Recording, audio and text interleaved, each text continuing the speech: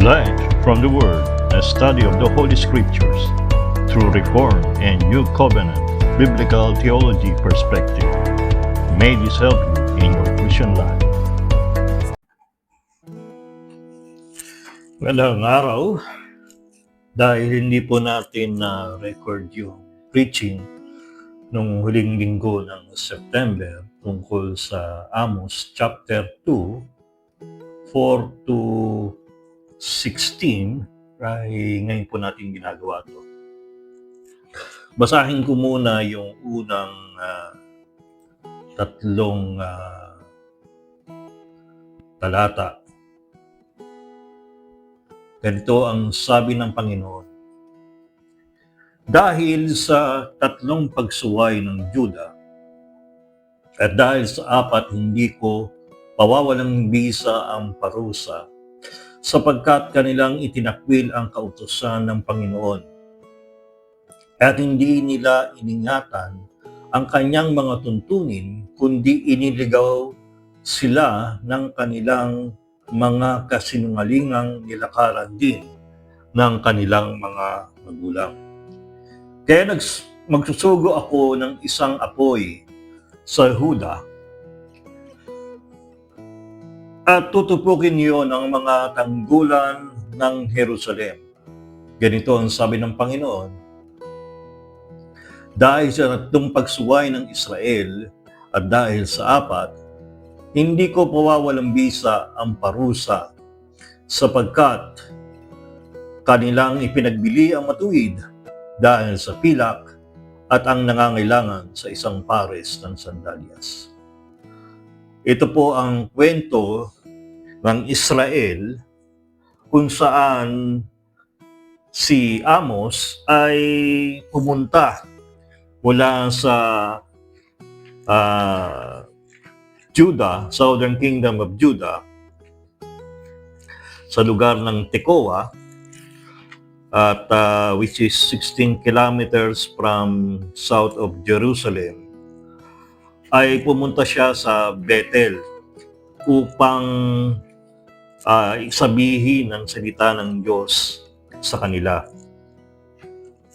Si Amos ay kasabay na nabuhay ni Jeroboam II ng Israel. At yun ay nabuhay ng 781 to 741 BC. Mayaman ang panahon nila, ngunit natatago doon ang paglapastangan at injustice na nangyayari sa Israel. Sa Juda naman ay mas mabuti-buti ang sitwasyon nila dahil si Uzziah ay malakas at successful upang manatili ang military strength ng Juda. Ngunit sa malayong bansa sa norte ay lumalabas na ang Assyrian Empire. At sa 722 BC, which is 20 years from the time of Jeroboam II, ay magkakaroon ng katuparan ang propesiya ng kahatulan ni Amos sa kaharian ng Israel. Si Amos ay isang caretaker ng mga puno.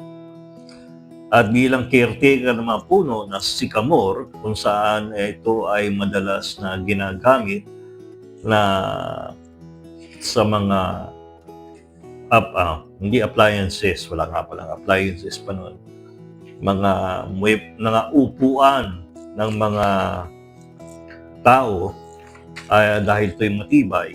Kaya kailangan pag ito'y iingat na payabungin ang ganitong puno, ay pinupronto. Ibig sabihin, tinatanggal yung mga patay na mga branches para magyabong pa yung mga natitira. At wini-water din dahil dapat may moisture yung puno during dry season, at naglalagay ng fertilizer, siguro ay organic pa nung panahon na yon. At ganun din ay hinaharap din nila yung peste. Mas primitive nga lang yung pamamaraan, at pinuputulan din nila ng mga branches o twigs para maganda rin ang ayos ng mga sycamore trees. Ginagamit ang product na ito ng mula sa puno for construction and furniture. At yung mga sycamore trees are known for their strength, longevity, at katagalan. So, ibig sabihin, kalakasan at mahabang buhay. At yun ang trabaho ni Amos. At siya ay hindi isa sa mga naturuan o nag-aaral na maging propeta. Siya'y tinawag ng Diyos mula doon sa tinatawag na secular job niya. And his experience is from practical things. Siya ay nag-cultivate ng sycamore at pinapalago niya. Kaya nga, siya ay pumunta ngayon sa Israel at doon niya sinabi ang mensahe ng Panginoon. Tayong mga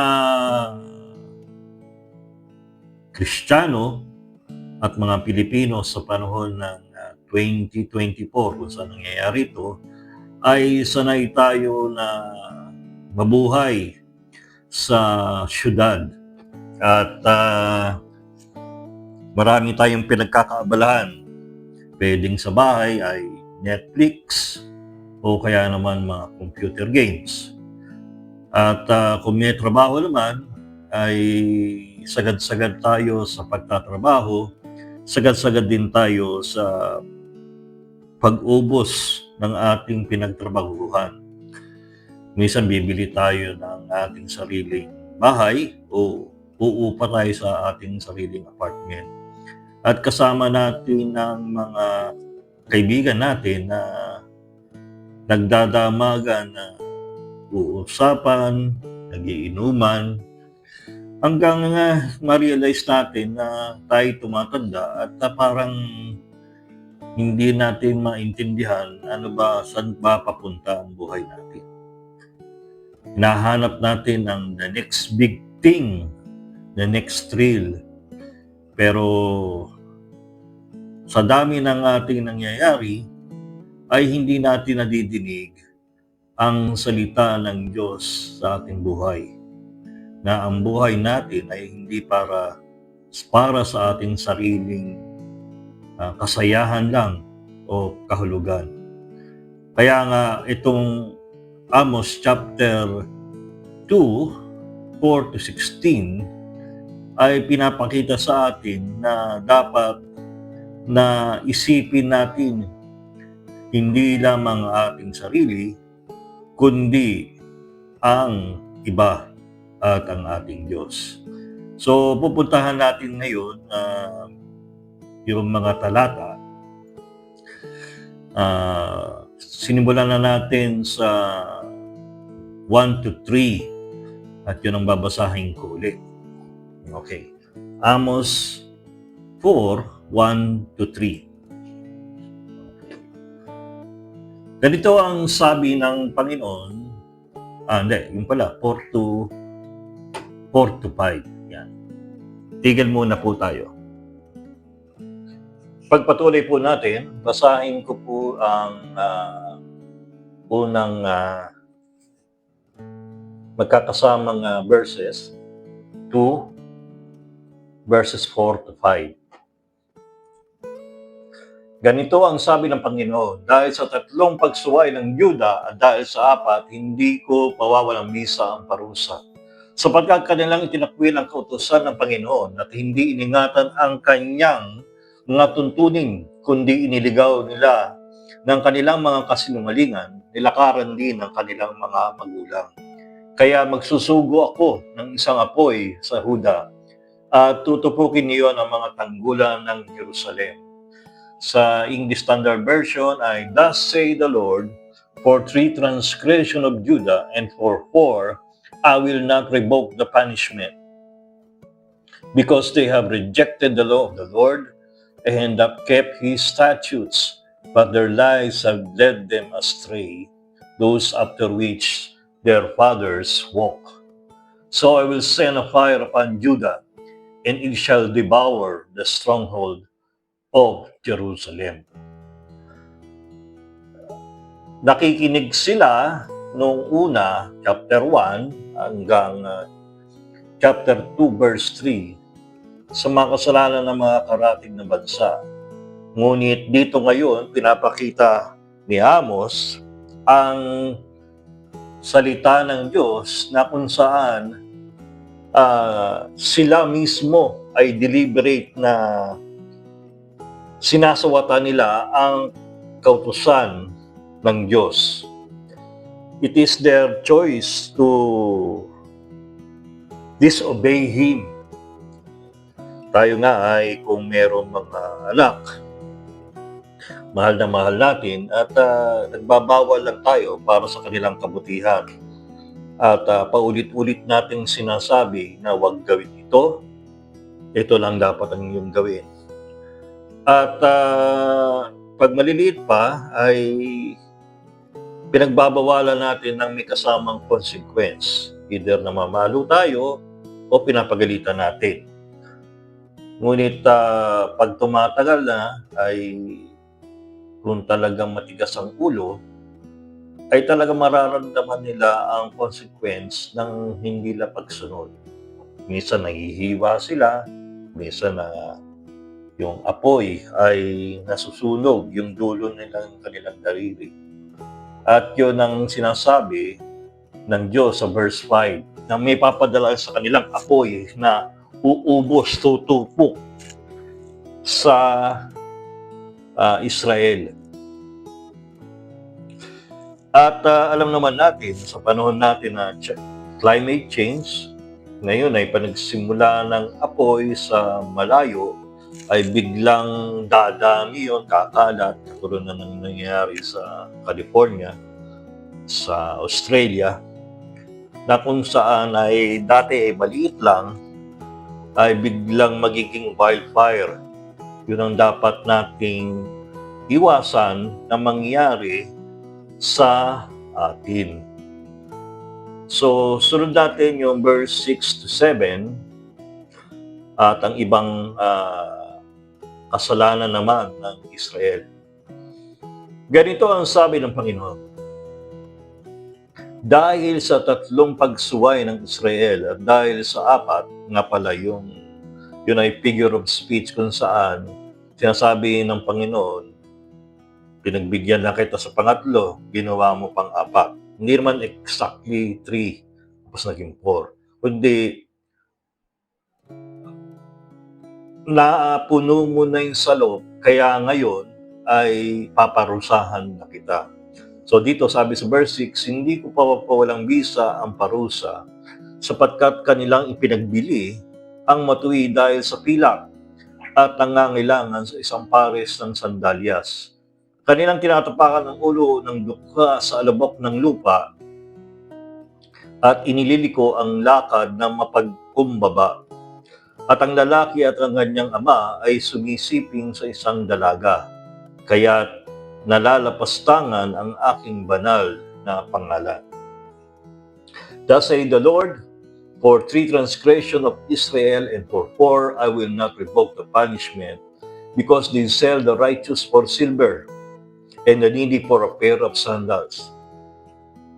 Those who trample the head of the poor into the dust of the earth, turn aside the way of the afflicted. A man and his father go into the same ger, so that my holy name is profaned. Ang problema ng Israel ay kung saan yung mga mahihirap at walang kakayahan ay yun pa ang kanilang inaapi. At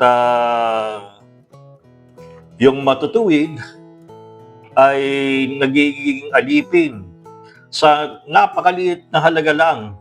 Yan ay pair of sandals ang sinasabi. So yung pinaka basic na lang na kailangan ng isang manggagawa para makakilos ay yun ang ginagawa pang dahilan upang maging alipin ang mga matutuwid. Tapos, minsan ito'y ginagawa hindi lamang nung mahihirap na katulad nila, kundi yung mayaman pa. Ibig sabihin, ginigipit ng may pera ang mga walang pera. Isipin nyo, dapat sapat na sa kanila yung kanilang pinaghahawakan. Ngunit yung pa nagiging dahilan para gipitin nila ang mas maraming tao. Ang problema pa nito ay hindi lamang yung mahirap, kundi yung tatay at saka yung kanyang anak sumisiping sa nag-iisang babae. Pwede itong temple prostitute o in violation ng bloodline o kinship nila ay yung ginagamit ng tatay, yun din ang ginagamit ng kanyang anak. It might be a temple prostitution o temple women. Pero in any case, ay ginagamit nila yung bagay na banal at binababoy nila. At binabiolate nila ang law of kinship ng Panginoon. So, more or less ay dalawang kasalanan pa ang kanilang ginagawa. Puntahan naman natin ang verse 8. Verse 8. And they lay themselves down upon clothes laid to pledge by every altar, and they drink the wine of the condemned in the house of their God. At sila'y nakahiga sa tabi ng bawat dambana sa ibabaw ng mga kasuotang nakuha sa pamamagitan ng sangla, at sa bahay ng kanilang Diyos ay umiinom sila ng alak na binili mula sa multa na kanilang ipinataw. Dito makikita na hindi lamang sila nanggigipit ng mahirap dahil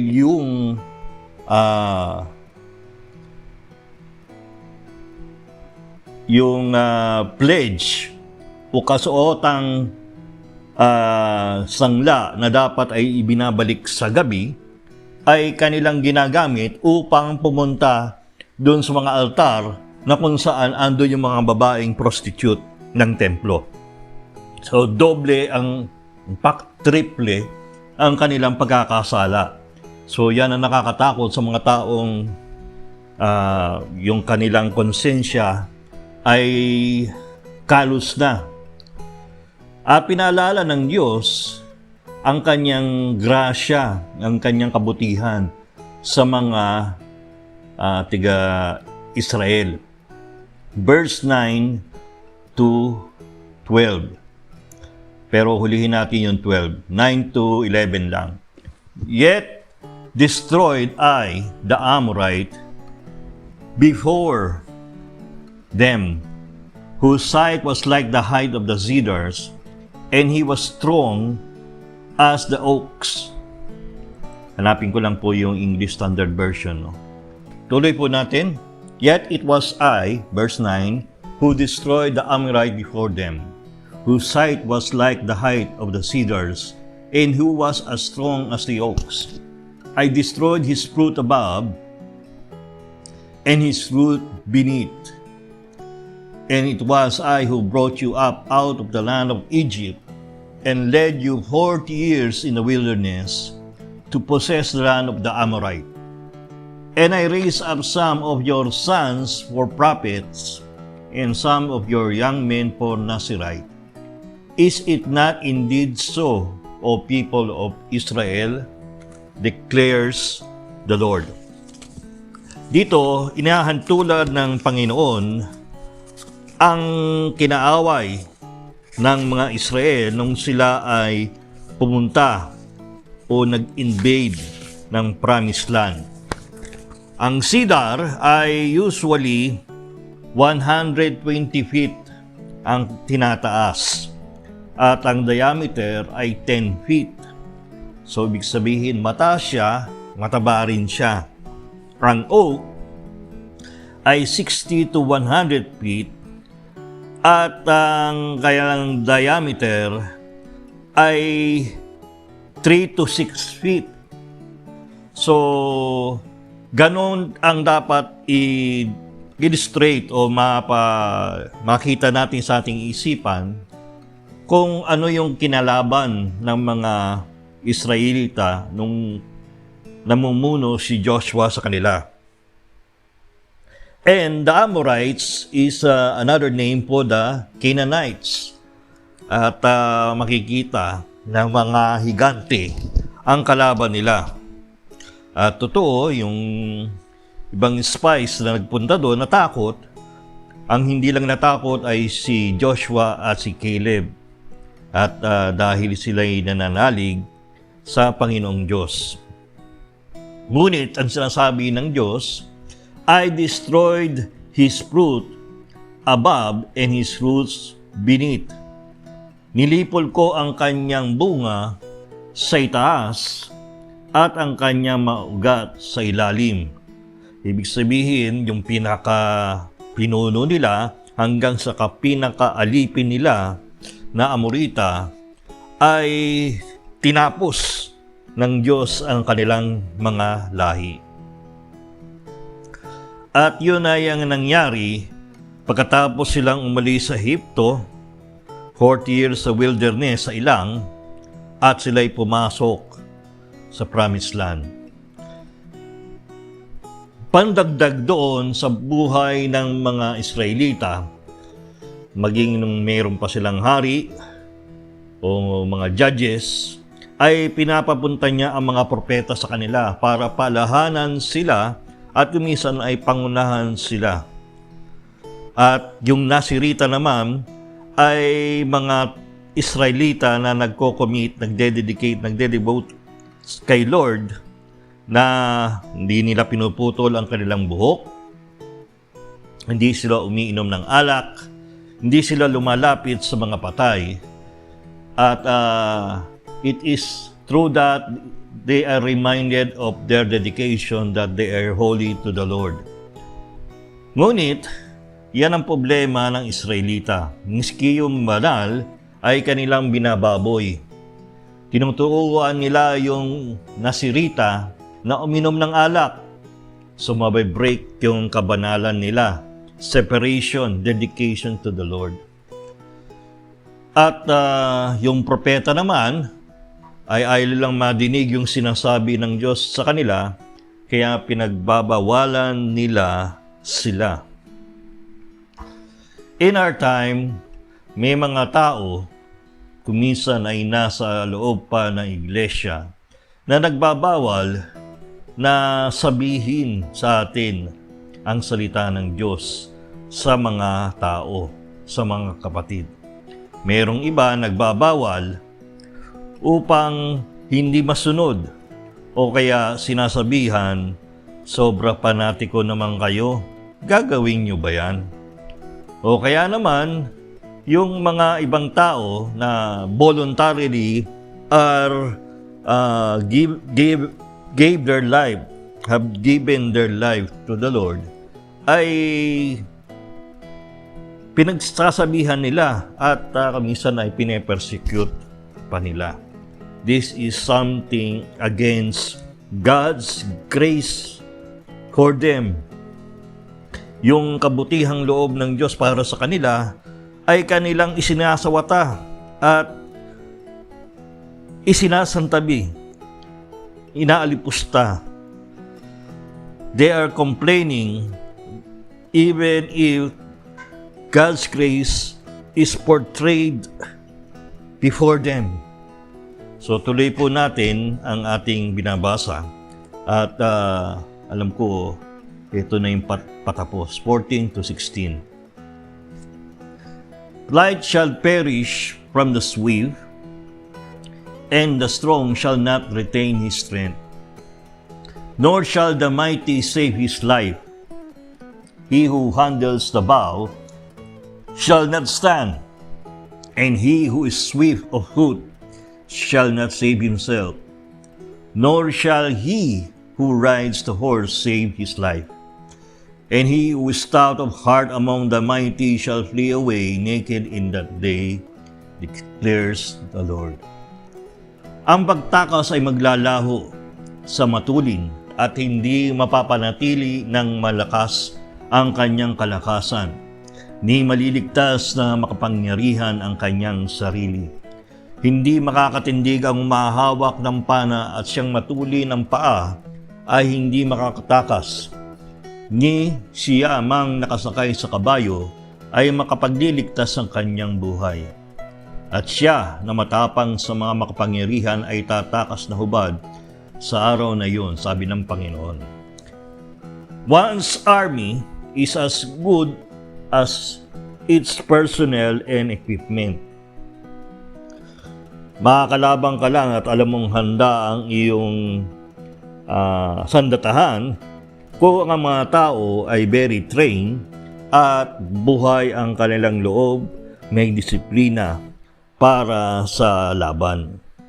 At sila may gamit baril, bala, tangke, eroplano, helicopter, boat, wherever kung saan pupunta.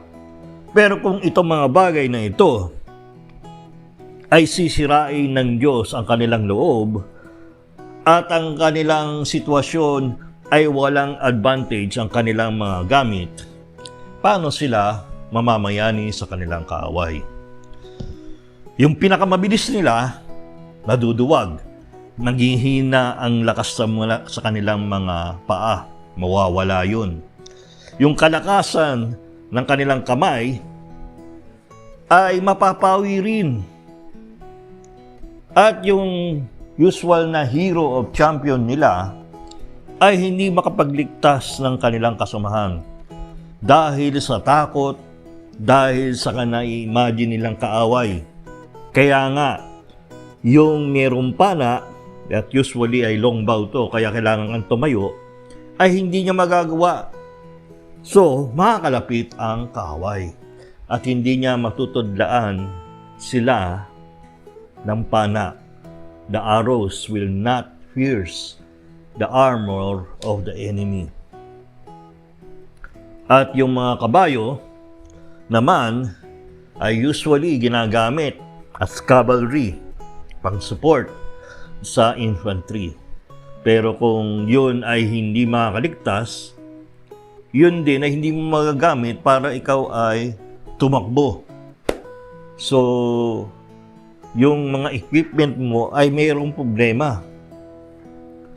At ang pinakamatindi, yung matatapang sa kanila na kuminsan nagbibigay sa kanila ng lakas ng loob sa buong army, sa buong division, sa kanilang grupo, ay panghihinaan sa panahon ng pagdating ng kanyang kaaway. At ito ang judgment sa Israel. Dahil sila ay nagkasala, sin,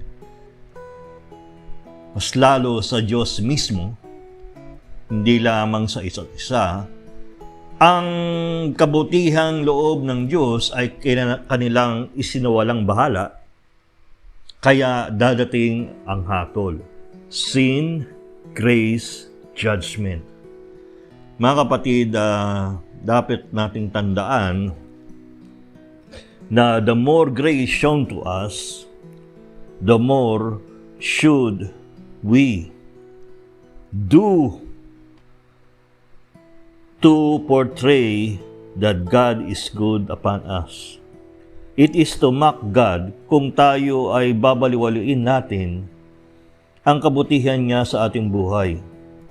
Dapat sa atin nakikita ang kabanalan, sa atin nakikita ang kabutihan, sa atin nakikita ang pagmamahal sa ating kapwa. Nauuna ang iba kaysa sa ating sarili. Ngunit kung yan ay mawawala at pagdududahan tayo na iniisip lang natin ang ating sarili, ang ating kapakanan, ang ating agenda. And more so, ginagamit pa natin ang salita ng Diyos, ang pangalan ng Diyos, ang mga ginagamit niya para sa ating sariling kapakanan. We are ready for judgment. So, doon po tayo magtatapos at sana ito ay maging paalala sa atin. Please don't forget, subscribe and share.